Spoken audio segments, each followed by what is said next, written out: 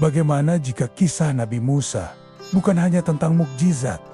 Bagaimana jika di balik terbelahnya laut tersimpan misteri yang belum sepenuhnya terungkap? Dan bagaimana jika sejarah yang kita ketahui hari ini hanya sebagian kecil dari kebenaran yang sebenarnya?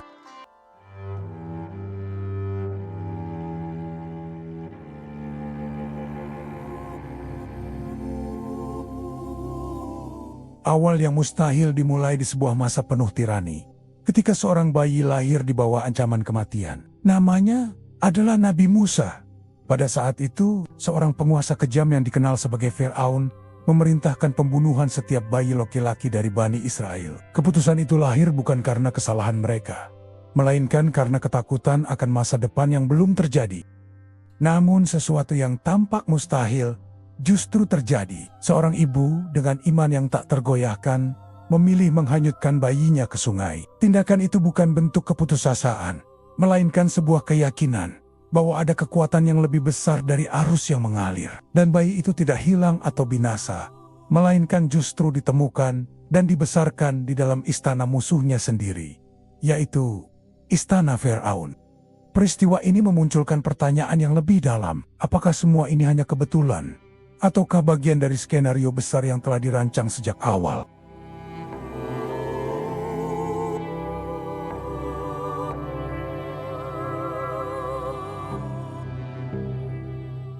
Kisah paling ikonik dalam perjalanan Nabi Musa adalah saat laut terbelah. Dengan tongkatnya, ia membuka jalan di tengah lautan, menyelamatkan kaumnya, dan pada saat yang sama, menenggelamkan pasukan Firaun. Peristiwa ini selama berabad-abad dipahami sebagai mukjizat, sebuah tanda kekuasaan ilahi yang melampaui hukum alam.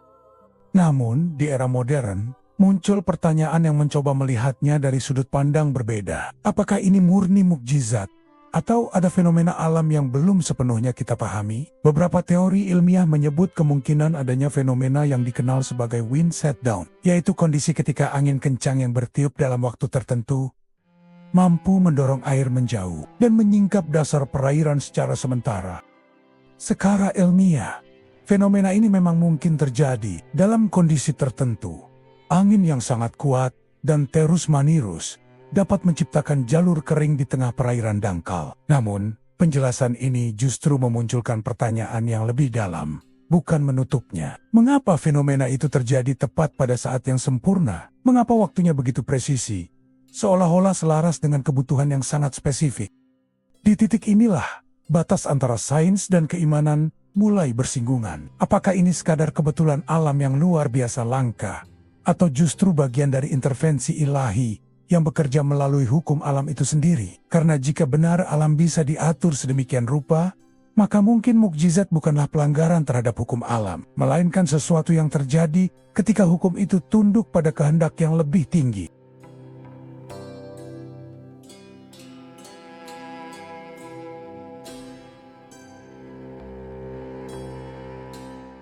Di puncak sebuah gunung sunyi yang dikenal sebagai Gunung Sinai, Nabi Musa menerima wahyu langsung. Sebuah momen yang tidak hanya mengubah hidupnya, tetapi juga mengubah arah sejarah umat manusia. Peristiwa ini diyakini sebagai titik di mana hukum ilahi diturunkan, menjadi pedoman bagi sebuah kaum yang baru saja keluar dari penindasan. Namun hingga hari ini, lokasi pasti Gunung Sinai masih menjadi perdebatan. Beberapa mengaitkannya dengan wilayah di semenanjung Sinai, sementara yang lain mengusulkan lokasi alternatif berdasarkan temuan arkeologi dan interpretasi teks kuno. Ketidakpastian ini membuka ruang bagi pertanyaan yang lebih luas, bukan hanya tentang di mana peristiwa itu terjadi, tetapi juga bagaimana kita memahaminya. Sebagian peneliti bahkan mempertanyakan, apakah seluruh peristiwa tersebut terjadi secara literal, seperti yang diceritakan, atau apakah ada lapisan simbolik yang lebih dalam di baliknya. Dalam pandangan ini, gunung bukan hanya tempat fisik, tetapi juga representasi dari perjalanan spiritual. Sebuah titik pertemuan antara manusia dan sesuatu yang melampaui dirinya. Disinilah, batas antara sejarah dan makna mulai menjadi kabur. Apakah ini murni peristiwa historis yang terjadi di satu titik geografis tertentu? Ataukah sebuah pengalaman spiritual yang kemudian diterjemahkan ke dalam bahasa dan simbol yang bisa dipahami manusia? Bisa jadi, jawabannya tidak sesederhana memilih salah satu, melainkan berada di antara keduanya. Sebuah peristiwa nyata yang sekaligus menyimpan kedalaman makna yang jauh melampaui apa yang tampak di permukaan.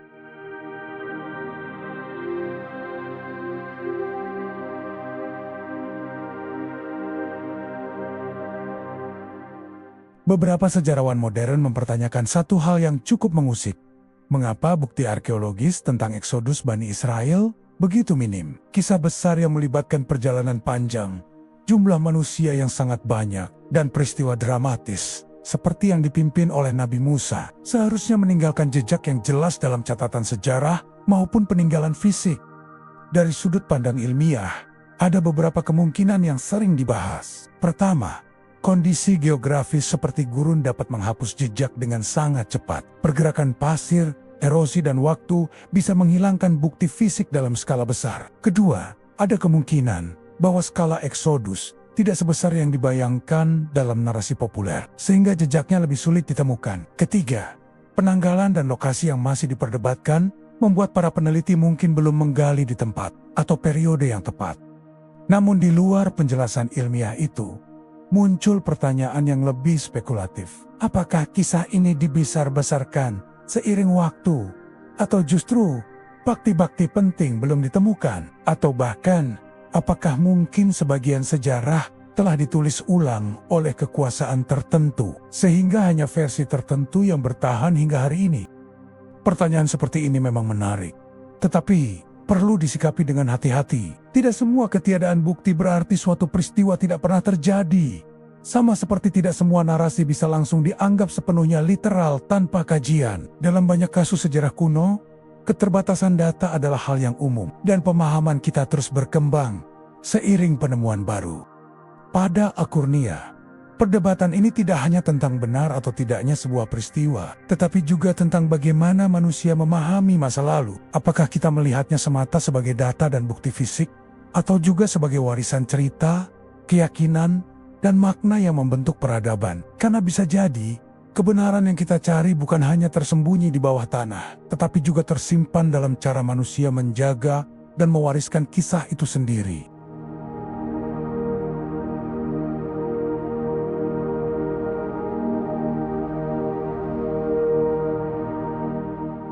Di balik semua ini, ada dua cara manusia memandang kebenaran yang sering kali berjalan beriringan, namun terasa bertolak belakang. Di satu sisi, sains berusaha menjelaskan segalanya dengan logika, mengurai setiap peristiwa menjadi sebab dan akibat, mencari pola, dan menuntut bukti yang bisa diuji. Di sisi lain, iman menerima bahwa tidak semua hal harus bisa dijelaskan, bahwa ada batas di mana akal berhenti, dan keyakinan mengambil alih, seperti dalam kisah Nabi Musa yang syarat dengan makna dan keajaiban. Namun, di antara keduanya, sebenarnya ada ruang yang tidak sepenuhnya dimiliki oleh sains maupun iman. Sebuah ruang misteri, tempat di mana pertanyaan tetap hidup meskipun jawaban belum ditemukan. Ruang ini bukan kelemahan, melainkan pengingat bahwa pemahaman manusia selalu terbatas, sementara realitas bisa jadi jauh lebih luas dari apa yang mampu kita jangkau. Mungkin sains dan iman bukan untuk saling meniadakan, tetapi untuk saling melengkapi. Sains menjelaskan bagaimana sesuatu bisa terjadi, sementara iman memberi makna mengapa itu terjadi. Dan di tengah-tengahnya, misteri tetap ada, bukan untuk ditakuti, tetapi untuk mengajak manusia terus mencari, berpikir, dan pada saat yang sama, tetap rendah hati di hadapan sesuatu yang lebih besar dari dirinya.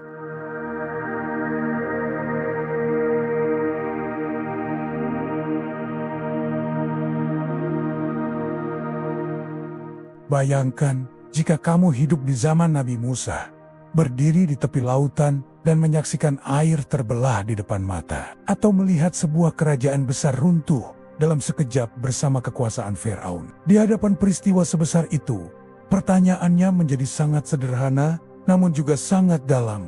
Apa yang akan kamu pilih, percaya atau meragukan?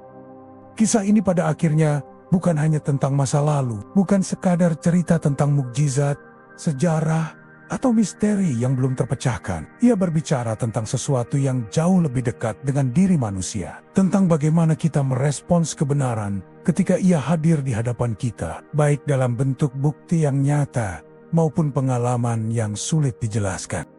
Karena hingga hari ini, manusia masih bergulat dengan pertanyaan yang sama. Apakah kebenaran selalu harus dibuktikan dengan logika dan data? Atau ada momen di mana kebenaran hanya bisa dirasakan, diyakini, dan diterima tanpa sepenuhnya dipahami? Mungkin jawabannya tidak mutlak, karena di antara bukti dan keyakinan, selalu ada ruang di mana manusia belajar untuk melihat lebih dalam, bukan hanya dengan akal, tetapi juga dengan hati.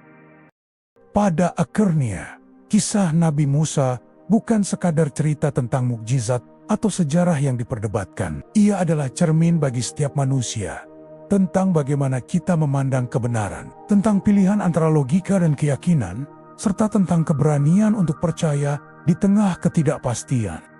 Mungkin kita tidak pernah benar-benar menyaksikan laut terbelah atau kerajaan runtuh dalam sekejap. Namun dalam kehidupan kita sendiri, selalu ada laut yang harus kita hadapi, batas yang terasa mustahil untuk dilewati, dan pilihan yang menentukan arah hidup kita. Jadi pertanyaannya bukan lagi apakah semua itu pernah terjadi, tetapi apakah kita mampu mengambil makna di baliknya. Karena bisa jadi, keajaiban terbesar bukanlah apa yang terjadi di masa lalu, melainkan bagaimana kisah itu mengubah cara kita melihat dunia hari ini. Dan mungkin, disitulah letak kebenaran yang sesungguhnya.